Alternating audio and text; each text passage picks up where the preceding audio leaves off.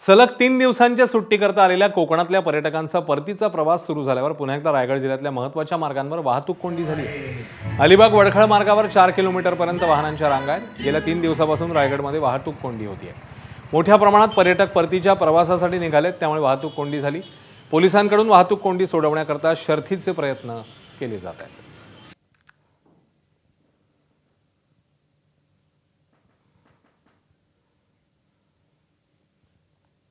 मुंबई गोवा महामार्गावर मागील 3 दिवसांपासून सलग वाहतूक कोंडी आहे, ती सध्या पाहायला मिळते।